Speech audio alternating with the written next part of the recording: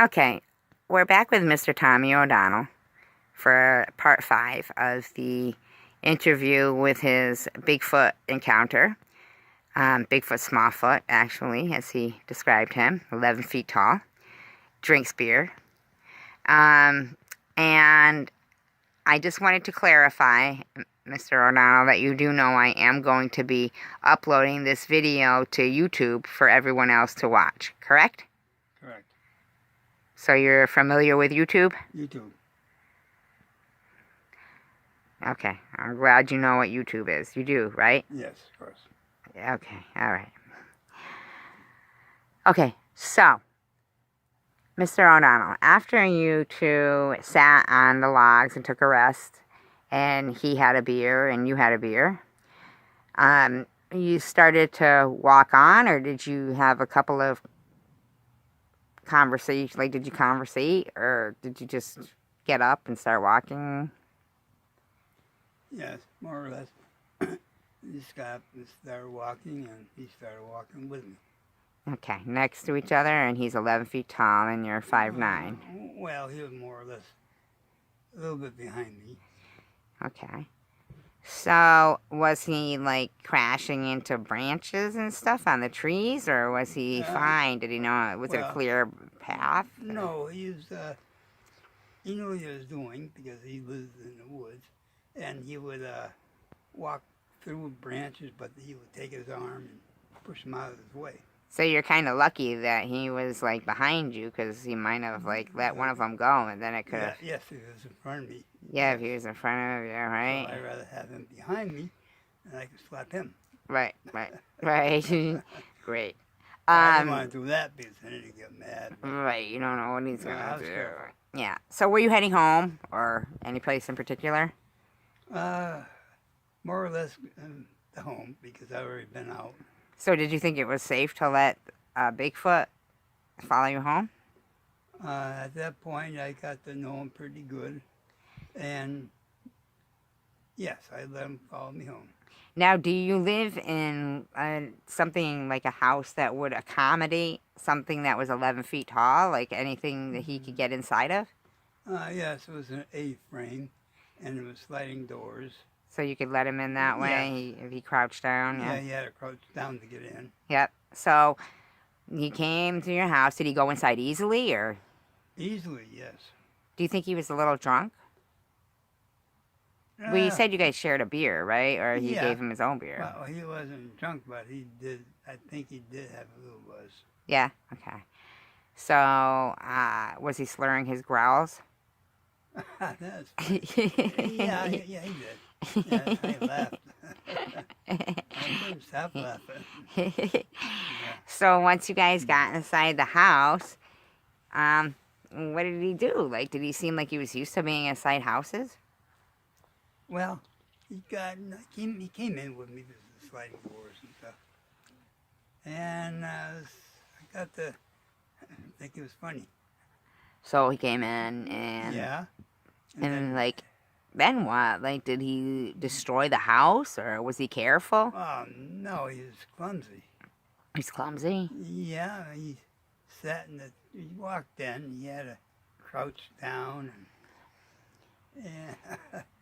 and he sat in the bench I had, and the bench broke. Oh, no.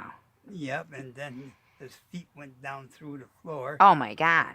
And so I think it was sticking up his head right even with the kitchen table.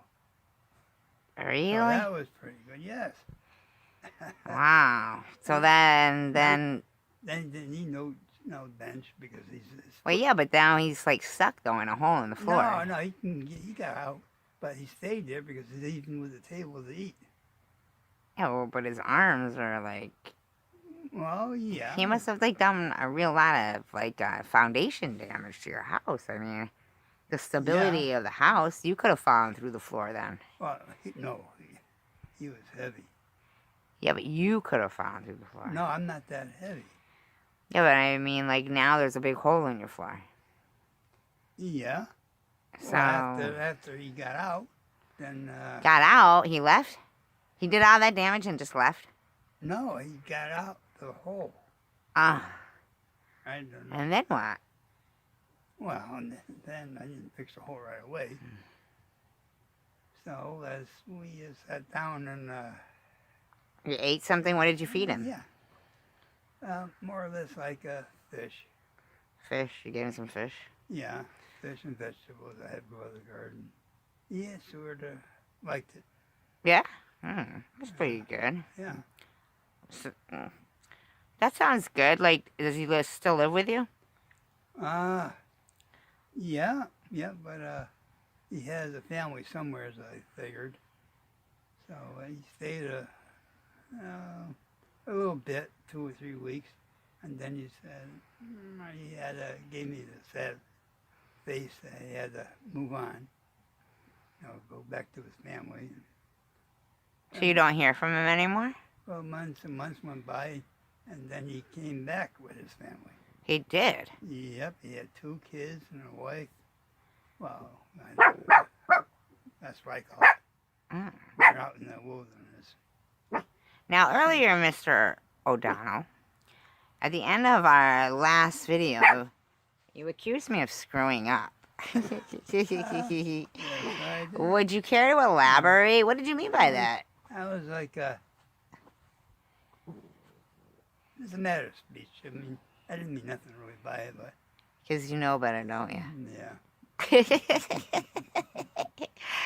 All right, so basically that's Mr. O'Donnell's encounter with a Bigfoot family as it stands now. Yeah. And every once in a while they visit you. Yep, I didn't see him for at least a few months, And he brought, and he brought his family back. do you guys still, like, maintain friendship? Yeah, he stayed there with his family. What did they eat? Didn't you run out of food? Oh, no, Bigfoot, he goes in the brook there or a lake. He can catch food. He's smart. They must have been running you ragged, though. I mean, bringing back all that fish to cook, or did you not mind? No, actually, he just ate it raw. Ah, they all did, huh? Yeah. What about you? Did he bring you any fish? Yeah, and then he slapped me on the shoulder, almost broke my shoulder, friendship. Yeah. Well, good thing you didn't, right? Yep. Well, there you go, folks. There you have it.